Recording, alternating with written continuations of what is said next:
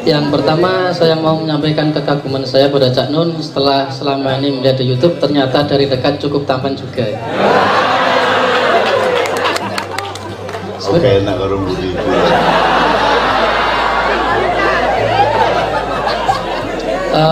Saya ada dua hal yang mau saya tanyakan selama ini, Cak. Juga ke Pak Muzamil. Yang pertama kan tadi poinnya ada kekhusyuan sholat itu output kita dalam sholat. Nah, yang saya mau tanyakan itu sejak kecil kan untuk bisa khusyuk itu saya membayangkan saya sedang dilihat oleh dua mata yang besar sebagai perwakilan adanya Allah gitu. Atau saya mengingat ketika menguburkan jenazah di dalam kubur. Nah, setelah beberapa waktu yang lalu kan saya melihat YouTube-nya Cak Nun itu ternyata lebih mudah lagi. Kita harus cukup ingat kita mengingat yang mengingatkan kita bahwa Allah gitu aja intinya, agar kita bisa khusyuk, sambungkan semuanya dengan Allah gitu kan waktu itu. Nah, yang mau saya tanyakan, bolehkah kita membayangkan Allah dengan yang seperti itu?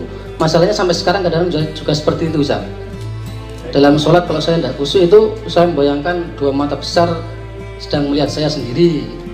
Setelah itu baru bisa lerem lagi gitu, Ustaz. Yang kedua tentang Al-Quran. Dalam Al-Quran kan disusunnya itu setelah Nabi Muhammad wafat. Lah ada beberapa hadis itu yang menyebutkan bahwa untuk mempermudah orang yang sakaratul maut itu bacakan Yasin atau apa dan sebagainya. Lah dari manakah para sahabat atau sebelumnya itu bisa menentukan Yasin itu seperti itu? Yang pertama. Yang kedua, apakah benar, maksud saya itu saya masih belum serak, apakah benar Al-Quran itu dalam waktu itu kan katanya ustadz-ustadz yaitu kan Al-Quran menjawab pertanyaan pada masa itu. Mungkin contohnya dalam hal perang, apa itu syarat hukumnya seperti apa untuk pembagian hasil dan sebagainya. Nah, yang saya tanyakan seperti Quran ayat-ayat yang hanya tunggal seperti Nun, Qaf itu apakah turunnya juga waktu itu Qaf? Nah, itu yang saya tanyakan ke Pak Cak. Apakah itu hanya tambahan dari Kanjeng Nabi atau para sahabat agar Quran itu genap 6.000 sekian ratus ayat itu aja. Terima kasih. Assalamualaikum warahmatullahi wabarakatuh. Waalaikumsalam warahmatullahi wabarakatuh. Dari Mas Putra ada dua poin pertanyaan. Yang pertama terkait dengan khusyuk ketika sholat. Bolehkah membayangkan Allah ketika mengerjakan sholat? Yang kedua terkait dengan susunan Al-Quran di mana ada Fawatihus Suwar, misalnya Nun, Qaf dan seterusnya. Apa maksud dari ayat-ayat Fawatihus Suwar itu? Yang pertama biar saya dulu, yang kedua nanti biar Pak Muzamil dulu, karena dia lebih proporsional untuk menjawab itu, karena saya tidak pernah mempelajari secara formal ya. Sing pertama oleh agak kon bayangno Gusti Allah nok moto loro gede utawa nganggo serban kaya Gus Nuril gitu, utawa malah gondrong kaya Joko Bodo. Oleh tagak loh, iku menurutmu iku Gusti Allah ta bayanganmu tentang Gusti Allah?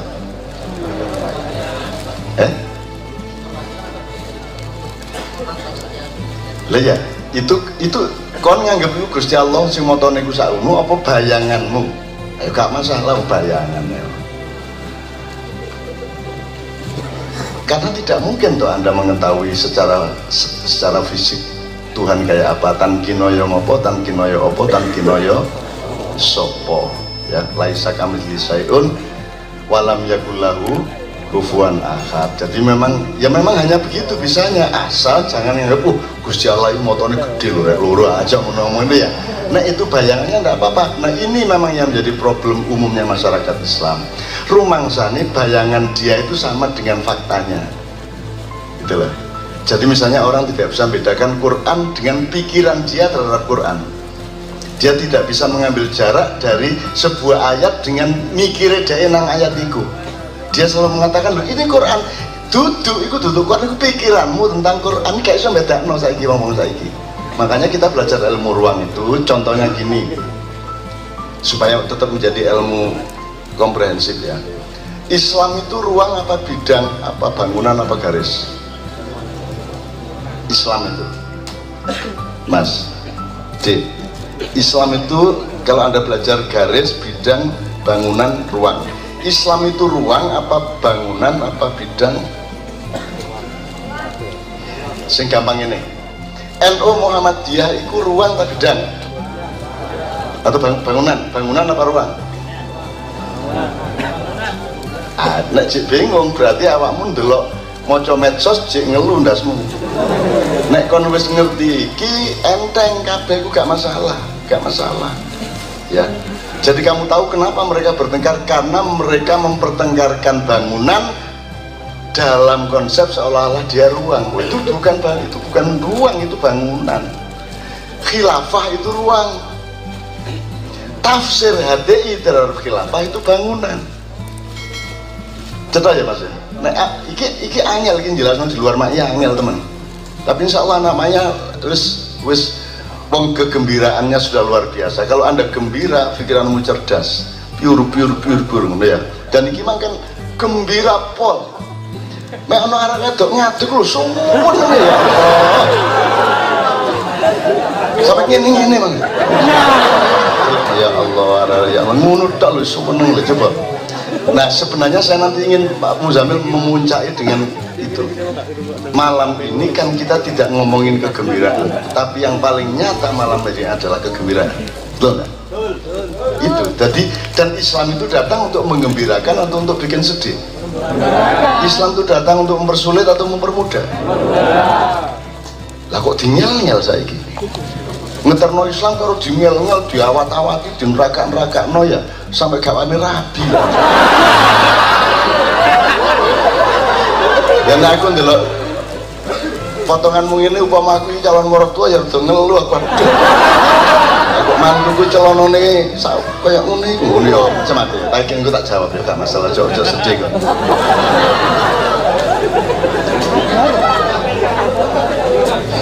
Ya gitu ya. Jadi ya, beres ya, oke, bismillah. Berikutnya, Pak Muzamil, yang kedua berarti yang soal kan waktu itu belum ada apa susunan Utsmaniyahnya, ya kan belum ada, sehingga rumusan surat Yasin belum ada, kira-kira gitu ya, atau gimana? Sini, oke, biar Pak Muzamil yang jawab ini. Ya. Masalah penamaan surat dalam Al-Quran itu memang terjadi perbedaan pendapat antara ulama. Ada yang bilang itu tauqifi, ada bilang ijtihadi, gitu ya. Tapi mayoritas ulama menyatakan itu tauqifi. Tauqifi itu maksudnya itu sesuatu yang diterima Rasulullah dari Allah melalui malaikat Jibril. Itu tauqifi. Dengan bukti Rasulullah pernah menyebut beberapa nama surat. Al-Baqarah pernah disebut oleh Rasulullah. Terus Ali Imran pernah disebut oleh Rasulullah. Yasin juga termasuk. Iqra'u mautakum Yasin, itu ya. Bacalah kepada orang-orang yang mati di antara kamu, itu surat ya Yasin. Terus Rasulullah menyebut surat Al-Kahfi, itu ya. Itu yang dijadi. Tapi bahwa semua nama surat itu ada hadisnya ya, tidak juga. Nama-nama itu loh, gitu ya. Oleh karena itu terjadilah perbedaan pendapat. Mayoritas ulama berpendapat penamaan itu tauqifi. Tauqifi itu artinya non reasonable. Ya gak usah dipikir, ya kalau mau nunggu ya karepnya Allah, gitu loh ya. Itu non reasonable. Tauqifi. Nah, termasuk urutannya itu. Kemudian ada yang berpendapat itu ijtihadi. Ada jalan tengah. Sebagian nama surat dari Rasulullah, sebagian dari sahabat, ijtihadnya para sahabat, begitu ya. Ini kalau yang ini ya gak bisa dikejar terus yang bener yang nanti ya raiso wong podo ora ketemu Rasulullah ini, gitu ya. Ya raiso di ngono, oke. Terus yang benar yang mana ya? Seandainya kita bisa ketemu Rasul takon langsung kan enak, kanjeng Nabi sing bener piye ya, sama-sama gak tahunya ya sudah sampai di situ pengetahuan kita, kecuali kita satu saat ya soal Rasulullah kita tanya satu persatu. Ini Rasulullah benar namanya ini dari jenengan. Nah berhubung sama-sama enggaknya ya gak bisa ngotot-ngototan kita ya, gitu. Jadi Segitu ya. Gini, sebentar. Ini tak nulisin Pak Muzamil ya. Yang Anda tanyakan itu kan konsep bangunan. Oh, ini bangunan Yasin, ini bangunan Al-Baqarah, Al-Kahfi, ngono. Nah, kalau Anda ingin tidak pusing dengan konsep bangunan, Anda naik ke konsep ruang. Bah iku biyen tauhidi bah ijtihad. Tauqifi bah ijtihadi. Pokoknya mesti bener Quran. Bah kok wolak-walik ya tak gak? Kok gaduk-gaduk no, kok pelengkung-pelengkung no, kok odot, kok pokoknya mesti bener. Ngono ae kon, kok repot-repot. Lah apa kon repot-repot? Mesti bener asal kamu mentadaburi dengan output kebaikan untuk manusia dan untuk Allah, sing bertentangan aja dadi kok. Kok iki lho, maknya iki cedhot, ini kan sangat Qur'ania. Apa ae guyu kok? Apa ae seneng? Jane ditakoni jane apa sing kok suwun nang temen arek wedok ngadeg iku mang. Apa? Lindak karena atmosfer kita adalah atmosfer basyiron, atmosfer di mana Al-Qur'an memberi cahaya dan kita menjadi bergembira. Itu dong. Kan atmosfernya Al-Qur'an. Aku ya gawe wong gembira ya gak iso aku. Ini semua bukan bikinan saya. Saya ini taat kepada apa yang menurut perasaan saya, nurani saya, mukasyafah saya. Mukasyafah itu apa? Daya buka tabir terhadap rahasia Allah gitu ya. Aku mek taat karo iku. Terus dadi kaya ngene iki, dan iki gak mek aremanya kok ngene iki Mas. Ndek ndi ae wis. Di mana saja bah wong maknya, bah duduk, bah polisi, bah tentara. Ngene kabeh. Siapakah wali yang tanpa nama dan batik laguan? Lah yang jenenge tanpa nama kok kontakon siapa? Waduh. Lo jelas tanpa nama kok ditakoni siapa?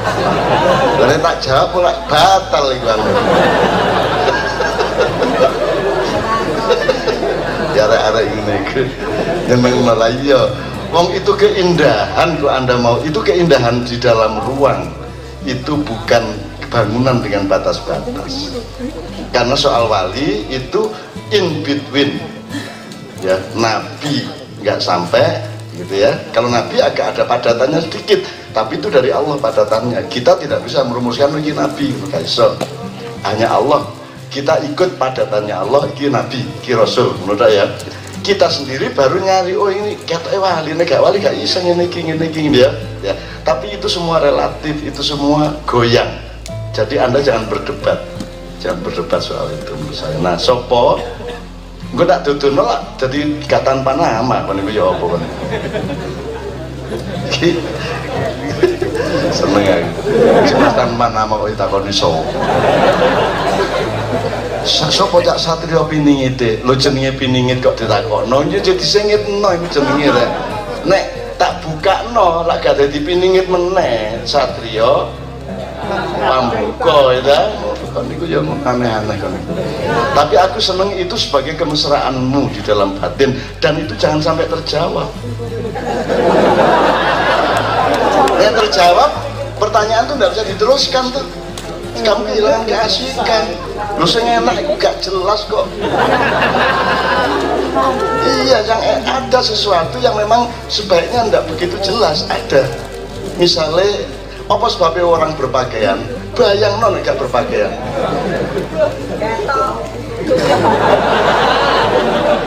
Ya mesti aja.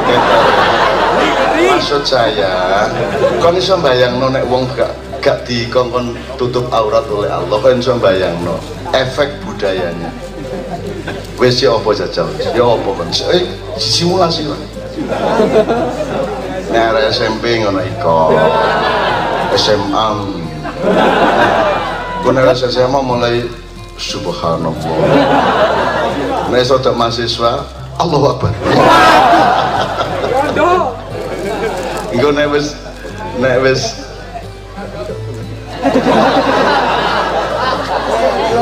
gak aku ngene tak terus orang ngaku iki ane guyon ngono-ngono iku. Jadi awakmu semua yang berjuang pusatkan perjuanganmu pada kenikmatan kau beristighosah kepada Allah. Perkara kabul apa tidaknya, wis toh, percayane Allah selalu beritikat baik dan selalu husnudzon kepadamu dan selalu tidak tegaan kepadamu. Percaya, ya. Tepuk tangan untuk teman-teman yang membawa persoalan.